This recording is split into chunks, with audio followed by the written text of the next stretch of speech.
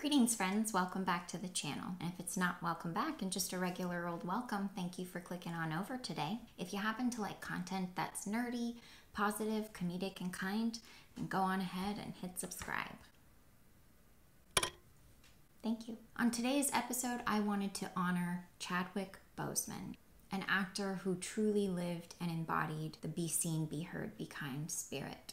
Like so many others, I was deeply saddened by the news of his passing last Friday, and as we've collectively remembered him, it just became so clear to me that he is a shining example of how one can carry out the mantra we embrace together as a YouTube family. Chadwick was seen. Throughout his career, he made conscious and purposeful decisions in the roles he accepted. He ended up portraying many historical greats: Jackie Robinson, James Brown, Thurgood Marshall. And as the Black Panther, Chadwick gave little boys with melinated skin a chance to feel seen.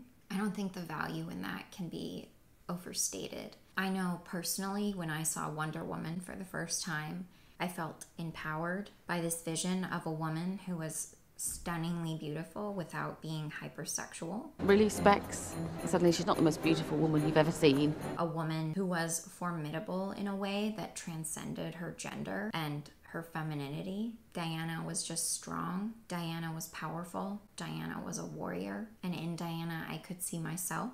In Diana, I found a version of womanhood on screen that I'd never seen before. And that moved me in a way that I never would have expected. Representation matters. Seeing yourself on the big screen and seeing yourself as the hero of the story, that matters. And Chadwick gave that gift to so many people. Chadwick was seen, and in doing so, he gave others permission to see themselves in a different way. Chadwick was heard. I know that there are a few clips from the commencement speech that he gave at Howard University in 2018. Those have been circulating around social media as we have remembered him and what he did during his life. And I have been remembering him in my own way, and I ended up watching the full commencement address. It was this section of the speech that really, really affected me. It really spoke to me. You can use your education to improve the world that you are entering. I was on a roll when I entered the system of entertainment, theater, television, and film. In my first New York audition for a professional play, I landed the lead role. From that play, I got my first agent.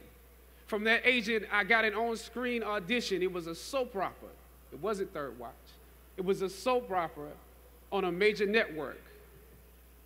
I scored that role too. I felt like Mike Tyson when he first came on the scene, knocking out opponents in the first round. With this soap opera gig, I was already promised to make six figures, more money than I had ever seen. I was feeling myself.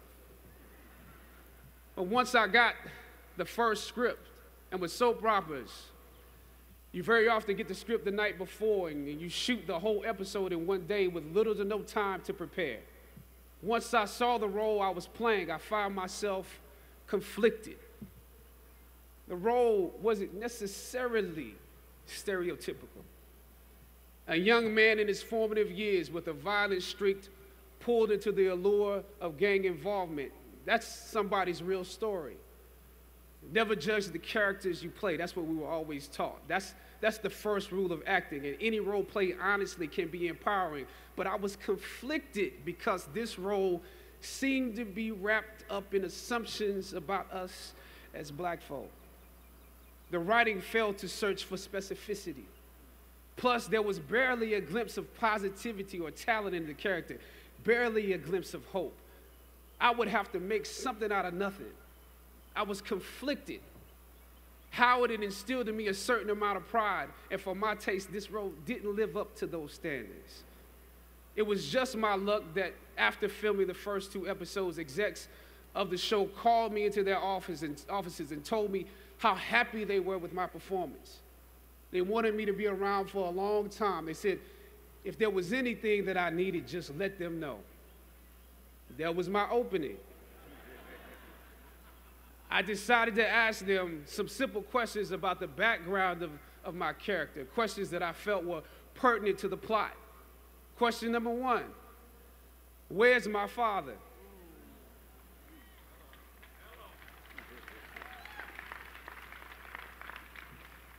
The exec answered, well, he left when you were younger. Of course. Okay. Question number 2. In this script, it alluded to my mother not being equipped to operate as a good parent. So why exactly would my little brother and I have to go into foster care? Matter of factly, he answered, well, of course, she's on heroin. Oh, of course. That could be real, I guess.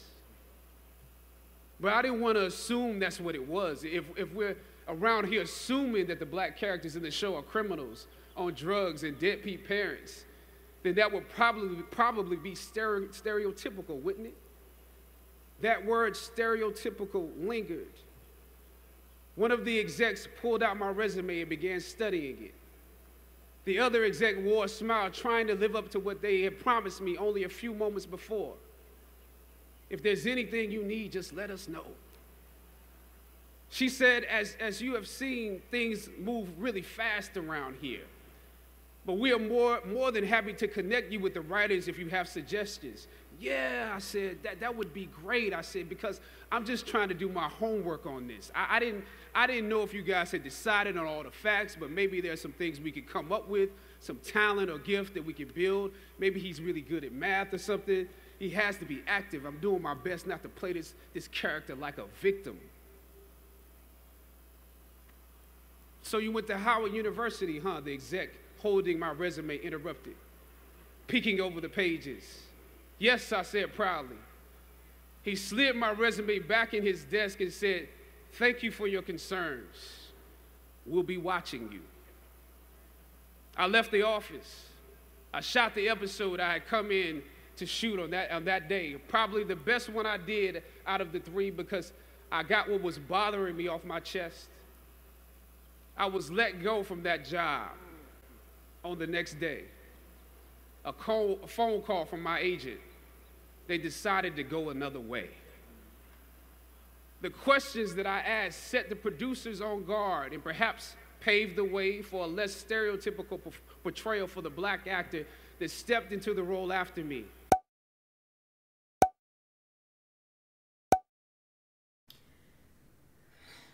I had never heard this story, so me being me, I Googled it, and I did not find much, quite honestly. But I did find an article that the WRAP, W-R-A-P, had done in January of 2019, a joint interview with Michael B. Jordan and Chadwick. And the interviewer mentioned this, that they both played the same role, and that Michael was on the show for many years, and Chadwick had a very brief stint and originated the role. They kind of, I'll link the full article in the description below, but they kind of joked about it, it sounds like together, that it finally came up that they'd done so many interviews for the movie and no one had mentioned this, but someone finally mentioned this to them. And I'll just read this excerpt that I loved. I'm younger than Chad, and I was coming into All My Children fresh off the wire, wide open, still learning. I was playing this role not knowing that a lot of things I was going through were because of what he'd already done for me. It's hard to speak in the moment about how things we can do affect other people, but this is a pure example right here on the spot. We never talked about this before a day in our lives. To understand how what people do now can directly affect what other people do in the future. And the work that we're doing on Black Panther is hopefully doing the same for the next group of actors that are coming up, just like our predecessors opened up doors and made things easier for us. Chadwick was heard. He made his voice heard. Chadwick was kind in all of the tributes that have been posted on social media, on Instagram, on Twitter, on YouTube. People spoke about his kindness and his grace and the way he carried himself with gratitude. There was a gentleness to him. Everyone's seen pictures, I'm sure, of him interacting with the kids who admired him so much, A lot of those kids were cancer patients, and to know now that he was battling cancer himself and doing that for those kids just makes him really heroic, I think. So I hope that you will join me in honoring Chadwick by using the time you have on this earth the way he did, by being seen, by being heard, by being kind. And Chadwick, you're a light that will be missed. You are gone, but you will never be forgotten. Thank you for what you did. And thank you for watching. Let me give you the outro spiel. Thanks for watching. Please subscribe, wear your masks, wash your hands. Black lives still matter. And as always, be seen, be heard, be kind. And thank you, Chadwick. Rest in peace. Bye, guys. Have a great weekend.